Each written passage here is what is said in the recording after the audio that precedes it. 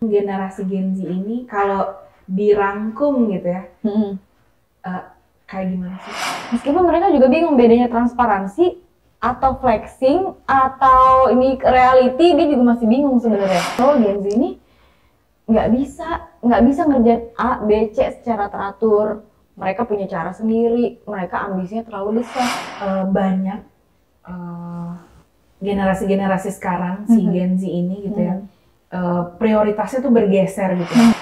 Kalau kita menangani Gen Z, berarti apa sih sebenarnya yang harus dilakukan perusahaan buat nge-treat si Gen Z? Nah, tapi realistis nggak sih buat Gen Z itu melakukan segala sesuatu hanya dengan berdasarkan kreativitas dan inovasi?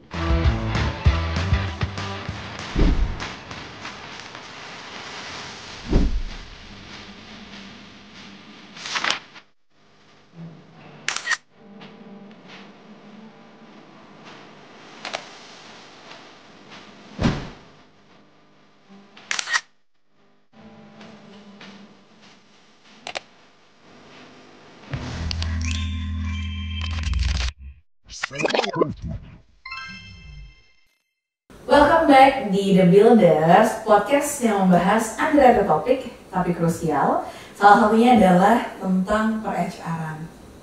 Nah, episode kali ini balik lagi bareng Double D, Dinda, Didin. Kita bakal mengulas lebih jauh tentang generasi yang selalu dibahas di mana-mana, yang selalu merasa didiskusikan semua pihak, yaitu bahas tentang Gen Z yang ternyata mereka punya banyak ekspektasi untuk membangun keterlibatannya mereka di dalam pekerjaan gitu ya, sama perusahaan. Nah, Besti Didin, mengawali sebelum masuk ke pembahasan gitu ya. Karena kan kita tuh tidak dipungkiri ya bahwa kita tuh pasti namanya bekerja lintas generasi. Yes.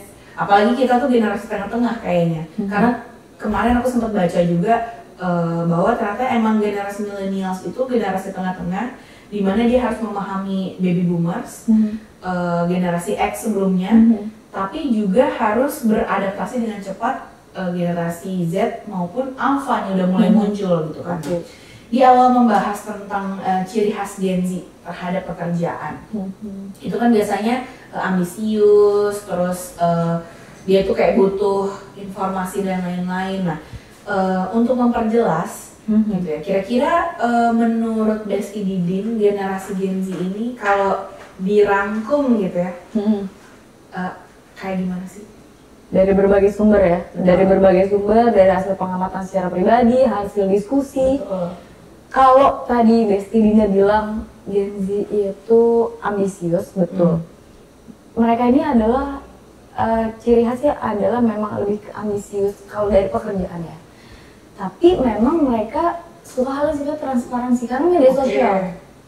Meskipun mereka juga bingung bedanya transparansi atau flexing atau ini reality, dia juga masih bingung sebenarnya gitu. Tapi memang hal yang sifatnya transparansi itu mereka suka banget, dan hal yang sifatnya keterlibatan. Nah, tadi Besti Dinda bilang bahwa kita akan membahas terkait tentang keterlibatan mereka dalam pekerjaan. Nah, ini jadi salah satu hal yang menarik karena gini, kadang generasi di milenial atau di atasnya pun gitu ya, merasa bahwa Gen Z ini nggak bisa ngerjain A, B, C secara teratur.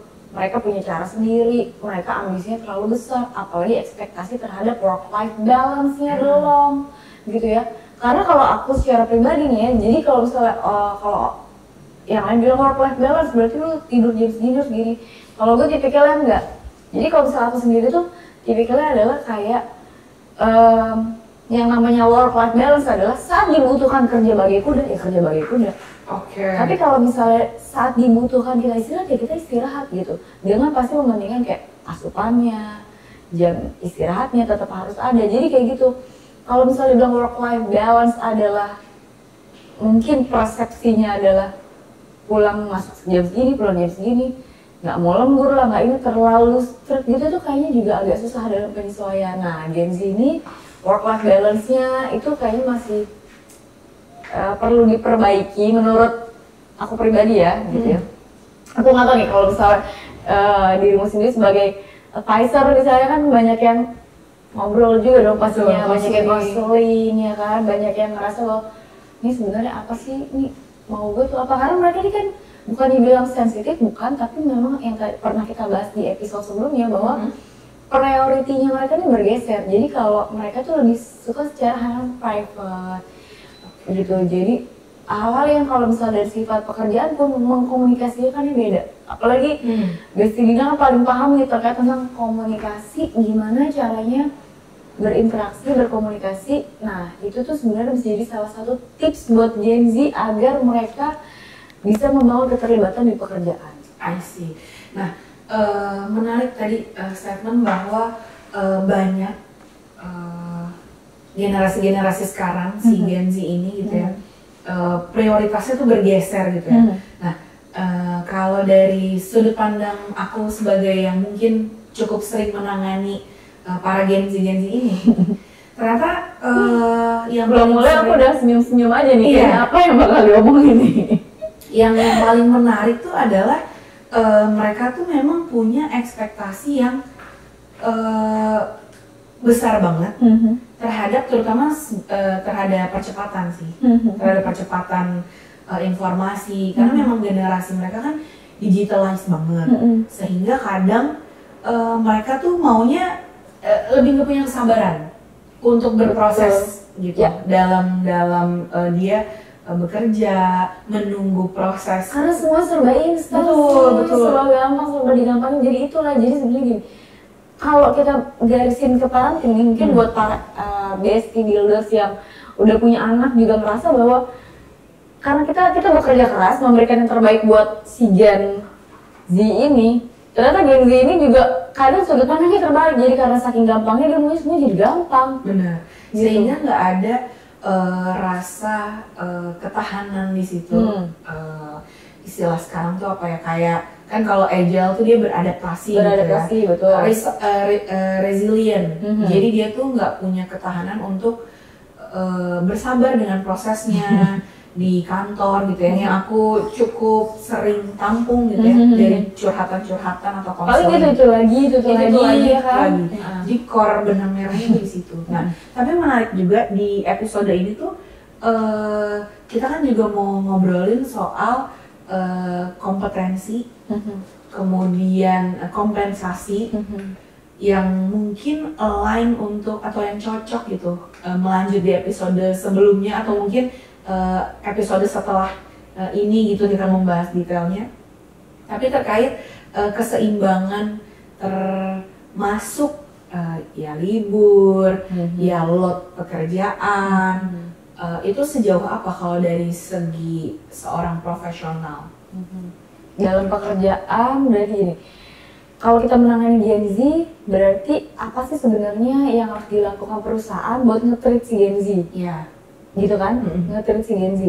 Nah, kalau ini mungkin kayaknya akan kita bahas di next episode nih. Oh, di next. Nah, next episode, tapi aku akan spill sedikit bahwa gini, kalau misalnya kita kita nge-treat Gen Z ini kan memang mereka kan karena balik lagi, ciri khasnya adalah transparansi, mereka mau work-life balance, mereka mau ada yang namanya keterlibatan, baik itu dari segi komunikasi atau proyek. Jadi kalau misalnya dari sisi perusahaannya, kalau kita sebelum ngomongin benefitnya adalah kalau sebagai atasannya, jadi kita ngomong dari sisi atasannya dulu, baik itu supervisor, leadernya apapun, mau dari leader, kemudian dari supervisor, kemudian dari manajerial dan segala macamnya, atau yang staff yang lebih senior, karena staff lebih senior berarti kan kebanyakan kan milenial, ya kan, berarti kan yang baru-baru ini kan Gen Z, si adik-adiknya ini, gitu.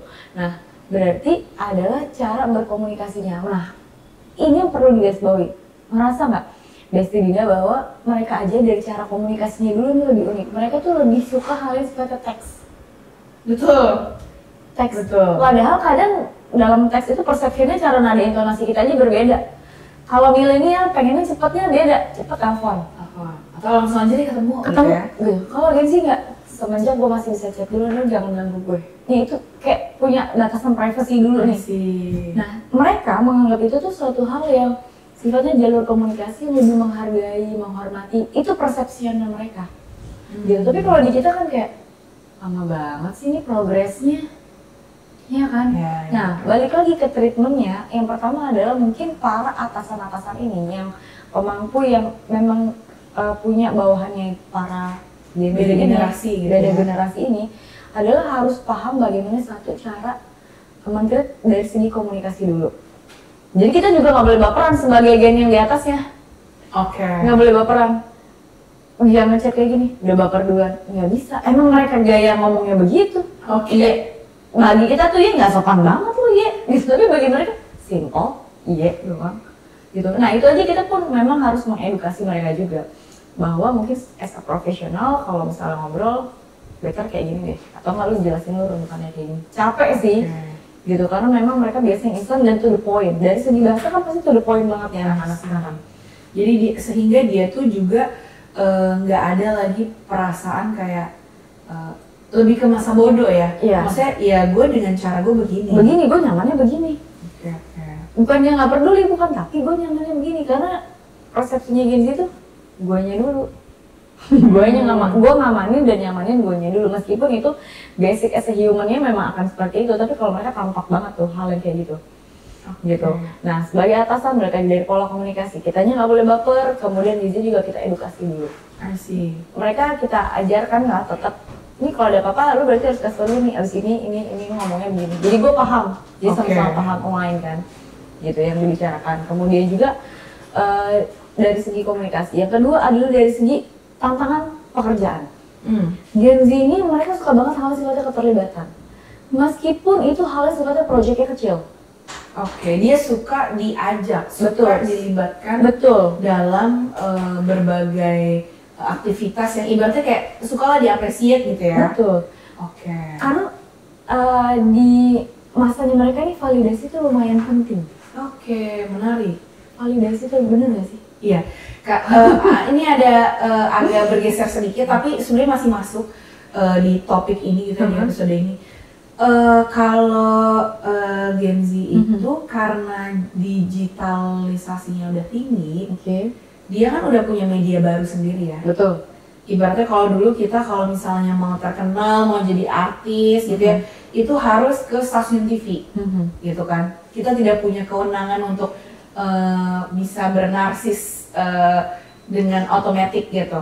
Tapi kalau sekarang dia sudah bisa punya istilahnya kayak media sendiri, mau dia di TikTok, di sosmed yang lain gitu. Betul. Dia bisa membuat dirinya terkenal secara otomatis. Media pembelajarannya bisa bikin mereka terkenal kan? Benar. Nah, termasuk kayak gini, misalnya kita bisa sekarang udah bisa punya podcast produksi sendiri gitu kan. Kalau dulu kan kita mau bikin siaran semacam ini, kita harus ke stasiun TV, harus ada izin lain-lain dan sebagainya. Nah, dari hal tersebut tuh sebenarnya berpengaruh loh.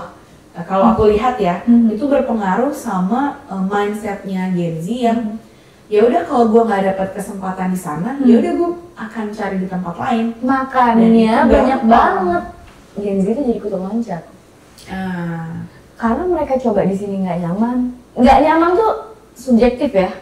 Banget sih. Nggak nyamannya itu subjektif. Jadi kita tidak bisa melihat satu hal yang secara HR. Jadi HR bestie di rumah jangan merasa tertekan bahwa kalau misalnya kayaknya kenapa bisa keluar nggak nyaman, karena nyamannya mereka sangat subjektif, kecuali memang keluar besar-besaran atau misalnya terus-terusan gitu ya. Tapi kalau misalnya kayak satu orang dia subjektif itu hal yang sifatnya kayak oh dia emang mungkin dia terlalu sensitif atau dia punya ekspektasi yang terlalu tinggi. Bayangkan Gen Z ini mereka itu sangat pemilih terhadap yang namanya kompensasi dan juga benefit. Nah itulah kenapa seorang HR pun sangat-sangat dituntut untuk kreatif, untuk meminimalisir anggaran, tapi tetap bisa engage juga. Nah, ini jadi salah satu yang kalau bisa kita lihat dari keterlibatannya karyawan, kayak contoh misalnya, kalau misalnya keterlibatan itu nih, kayak Besti Dina bilang tadi, duh kok di dunia kerja ini sekarang gitu ya, kok banyak banget sih anak yang ngeluh kayak permasalahan itu aja.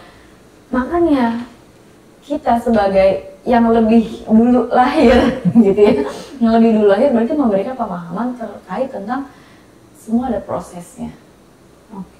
Proses itu gagal, itu ada yang namanya gagal. Dari gagal apa sih sebenarnya bisa lo ambil? Tambahin apa bukti nyata? bukti nyatanya bukan dari orang-orang yang sukses jalur pewaris gitu, tapi memang benar-benar jalur perintis yang memang mereka ini punya nih patternnya kayak gini, bahkan gue sendiri pun kayak gitu, gitu, bahkan gue sendiri tuh kayak gitu yang mereka akan lebih appreciate, karena kalau misalnya mereka pun kita kita biarkan itu benar-benar imajinasi mereka tuh lepas banget dari mereka, orang di media sosial harusnya gue nggak se-UMR ini kok, satu kompensasi finansial jadi dia gampang loncat-loncat, atau misalnya aduh di sini nggak transparansi nih leadernya, apa gue nanya nggak boleh tahu. Dia harus paham bahwa ada yang tidak bisa dikasih tahu, ada yang bisa dikasih tahu. Itu yang namanya proses. Kalau lu udah sampai level gue sama-sama manager, ya boleh kita sama-sama tahu, tapi karena lu sampai di sini berarti ada yang boleh tahu, ada yang nggak boleh tahu. Berarti kalau kayak di poin itu tuh yang aku highlight adalah perlu untuk menginformasikan batasan-batasan, betul, ya kan, dalam professional working. Ketika memang kita mungkin generasi sebelumnya itu punya posisi, ketika memberikan informasi atau arahan atau instruksi, kalau anak sekarang harus dijelaskan why-nya, kenapa. Iya, betul. Kalau dulu kan kita penasarannya tinggi, betul. Kayak dulu kan kita paling tanya kapan, apa gitu ya. Tapi kalau anak sekarang tuh harus dijelaskan. Contoh ya, kalau kemarin tuh aku mengarahkan mahasiswi aku, atau mungkin biasanya klien gitu ya, untuk melakukan sesuatu. Kalau yang usianya mungkin generasinya di atas-atas gitu ya, yang udah mungkin 30 plus lah, dia udah bisa berpikir bahwa oh tujuannya maksudnya kayak gini. Betul, goalsnya. Jadi yang dia lihat goalsnya betul. Ya, betul. Tapi kalau aku menjelaskan ke 20-an ya, usia 20-an, aku harus menjelaskan bahwa kenapa dia harus melakukan ini. Betul. Terus apa dampaknya? Betul.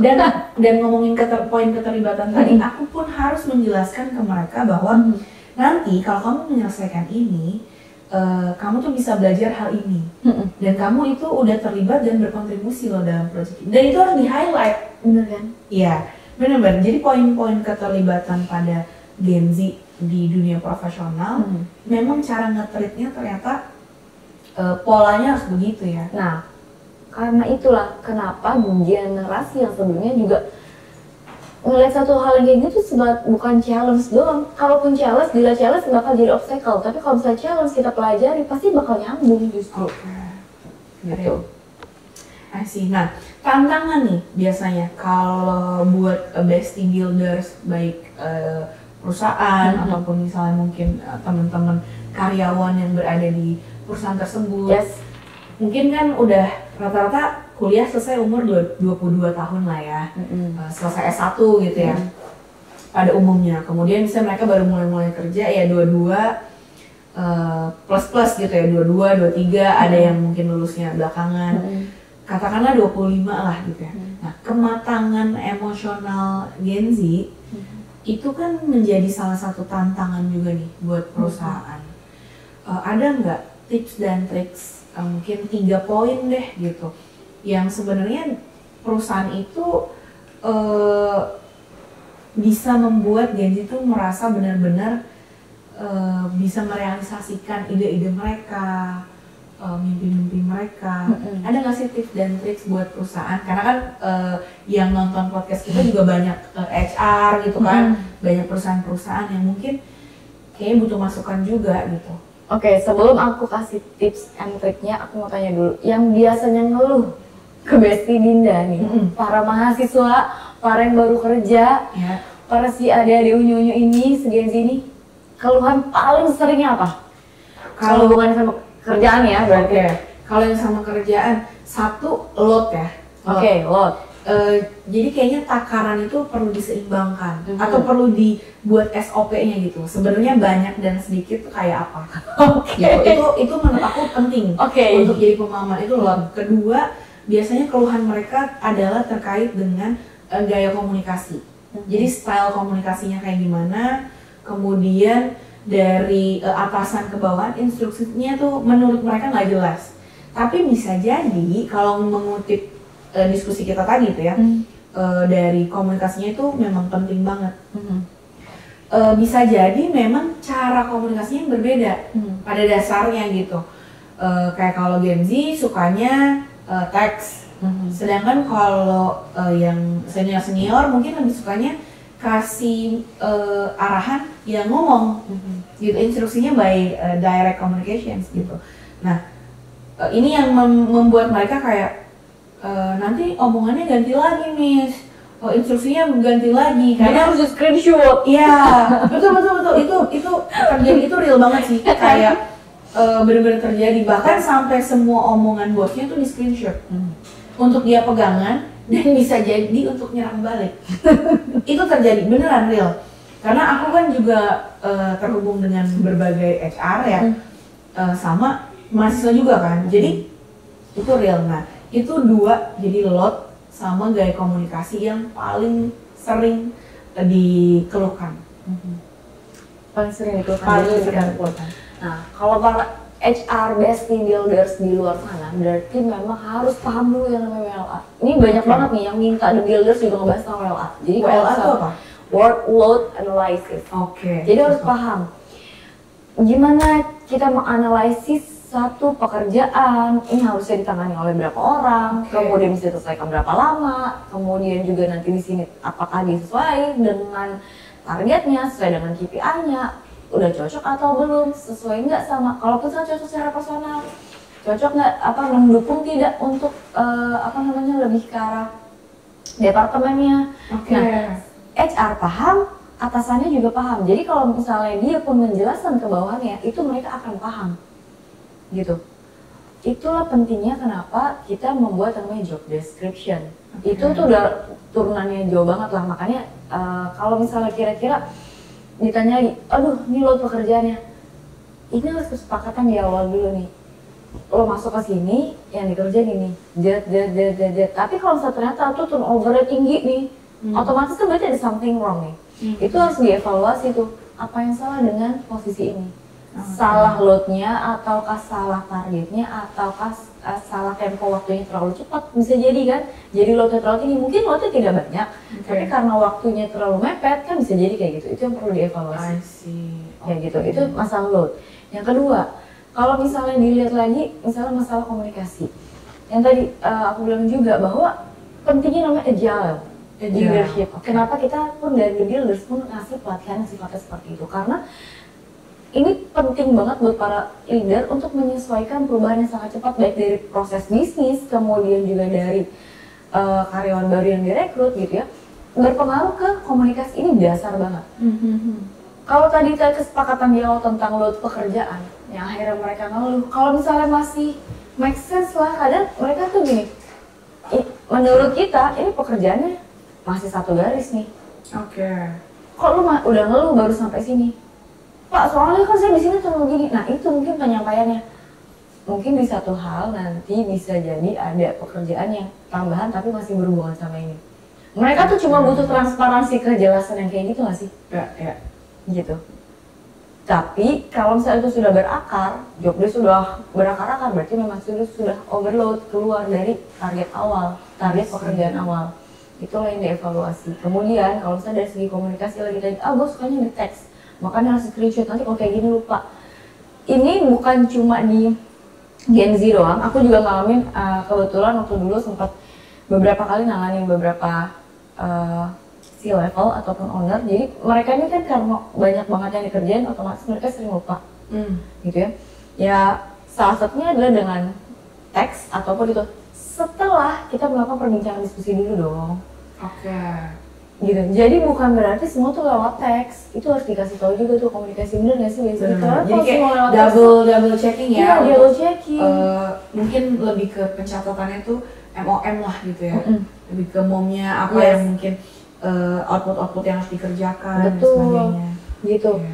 Oh nggak linear nih, gitu kan dengan yang bicara kan. Tanya lagi, make sure misalnya, gitu kan. Di situ juga pentingnya sebagai para Gen Z adalah berkreativitas secara inisiatifnya juga semakin tinggi.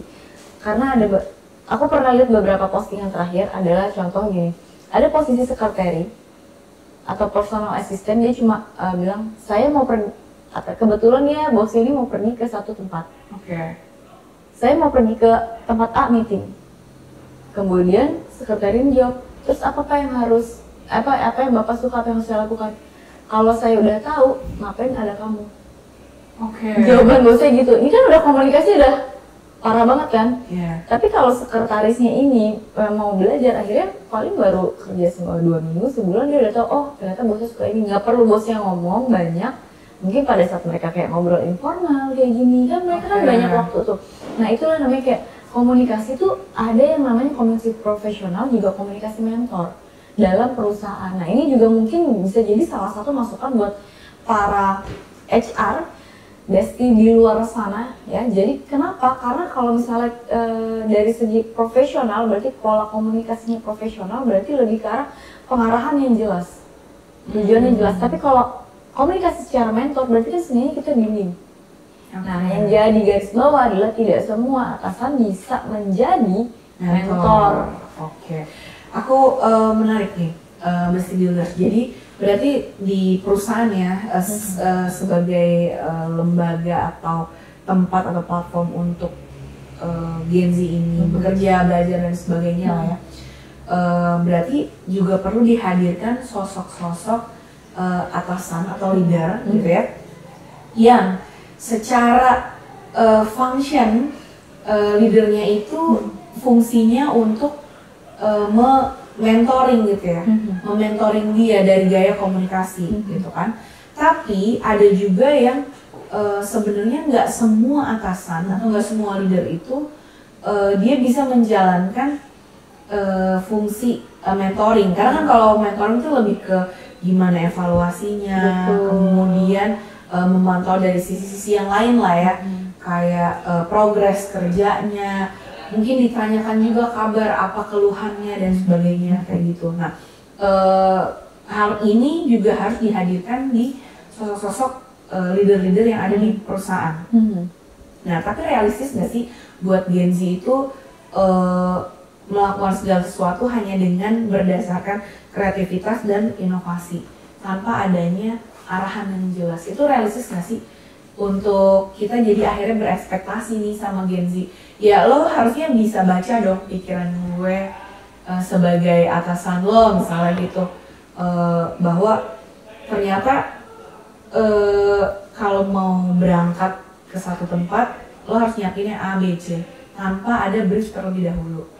Itu menurut aku sih, dari perspektif aku agak nggak realistis ya, karena ujung-ujungnya nanti pasti jadi menyalahkan dan sebagainya. Nah, kira-kira solusi untuk ngerubah perspektif terkait hal semacam itu gimana? Karena kan kalau gagal, jadi kesannya kayak gagal si karyawannya kan, padahal mungkin instruksinya nggak jelas. Kira-kira ada nggak sih solusi? Kalau instruksinya nggak jelas, mungkin banyak banget ya di luar sana yang aku bilang ya, banyak atasan yang memang dari segi komunikasi merasa bahwa bawahannya sudah paham. Dengan brief yang terbatas, komunikasi yang terbatas gitu ya. Nah inilah memang menjadi polemik juga sebenarnya gitu. Tapi kalau kita lihat dari sisi oke-nya, baiknya adalah si Gen Z ini jadi bisa mengulik banyak banget hal yang sifatnya inovatif, kreatif. Apa sih sebenarnya bisa mempersingkat pekerjaan? Kemudian apa sih treatment yang bisa bikin gue ada sama atasan tanpa menjilat ya? Misalnya di ngobrol informal gitu kan, atau saya cari tahu dengan dia belajar lebih cepat. Nah masalahnya balik lagi ke mental health mereka. Gitu. Pentingnya memang ada berkesinambungan dari kedua belah pihak, baik itu dari atasannya secara selaku manajerial ataupun dari si karyawan ini. Kalau balik lagi ke tema kita, berarti adalah namanya selain keterlibatan dan juga ekspektasinya si Gen Z, berarti memang dari awal adalah paham dulu, saling paham, kesepakatan di awalnya seperti apa, dikomunikasikan dengan oke gitu kan. Jadi kalaupun dia ngerasa loadnya tadi besar, keterlibatannya seperti apa, sejauh apa, kemudian transparansinya sejauh apa, jadi udah tahu rules of the games-nya kayak gitu. I see. Menarik ya, di sesi ini meskipun bahasannya baru Gen Z gitu ya, ternyata udah memenuhi time podcastnya kita buat episode ini. Sebenarnya pengen banyak lagi bahas soal Gen Z, karena emang kalau ngebahas Gen Z itu nggak ada habisnya. Terus kadang membuat kita tuh akhirnya kadang suka nggak habis pikir gitu, dan butuh insight-insight baru gitu. Nah mungkin buat bestie builder di luaran sana yang mungkin menghadapi tantangan untuk menghandle Gen Z, itu juga bisa ya ternyata konsultasi gitu ya di The Builders. Bisa banget di media sosial kita pun sangat-sangat terbuka. Di sosial media kita ada, dan podcastnya The Builders, program The Builders itu teman-teman atau bestie builders bisa saksikan di ada info. Yes. Jangan lupa subscribe ya, jangan lupa subscribe. Nggak ketinggalan. Likes dan komen boleh, kayak mungkin bisa kasih tema-tema yang bestie builders mau, atau yang bingung sebenarnya ini yang dibahas apa sih, kok gue nggak nyambung gitu, atau misalnya kok kurang tajam bagian apanya gitu, itu boleh banget. Nah, untuk closing kita tuh butuh juga nih bestie Didin tips, kasih tips biar Gen Z itu ngerasa dia itu udah berkontribusi. Gitu, dia udah ngerasa udah berkontribusi, merasa dihargai. Mungkin boleh 2 tips deh sebagai closing statementnya, biar yang menyaksikan tuh bestie builders kita udah kebayang bahwa oke, gua nih sebagai Gen Z, gua akan lakuin ini nih berkat nonton podcastnya The Builders gitu kan. Jadi kalau misalnya bilang tips itu kayaknya gimana ya? Kalau bilang tips enggak, tapi terserah nih teman-teman mau jalanin atau gimana. Karena memang kalau untuk Gen Z sendiri yang aku bilang ini, mendingan kalian tuh tingkatin knowledge dulu deh. Jadi sebelum kita mau kerja itu kita juga harus memantapkan diri. Pekerjaan gue apa, jalur industrinya apa gitu. Jadi kita juga nggak menyalahkan orang lain terus-menerus. Karena kita juga perlu yang namanya memantapkan diri dari segi kemampuan, dari segi knowledge juga gitu. Baik itu soft skilling ataupun juga hard skilling juga. Jadi benar-benar harus paham gitu. Itu tipsnya yang pertama. Jadi kita memantapkan diri. Yang kedua adalah ya emang kurang-kurangin ngeluh sih. I see. Berarti udah terbukti ya kalau misalnya terlalu banyak mengeluh lo tidak menghasilkan apa-apa guys gitu. Jadi fokuslah berprogres, bertumbuh, berproses, dan kurangilah berprotes. Iya betul. Benar. Kayaknya ada salah satu sudut yang emang ada bacaan itu juga gitu ya. Mungkin bisa tercapture juga. Nah, mungkin di sesi ini kita cukupkan. Thank you so much buat teman-teman yang udah watching si podcastnya The Builders. Jangan lupa lagi-lagi kita nggak bosen untuk mengingatkan, untuk follow, kemudian follow semua media sosial The Builders, dan jangan lupa untuk subscribe di channelnya Ada Info. Betul. Dan kita ketemu lagi di next episode bareng Double D, Dinda, Didin. Sampai ketemu lagi. Wassalamualaikum warahmatullahi wabarakatuh. Dadah.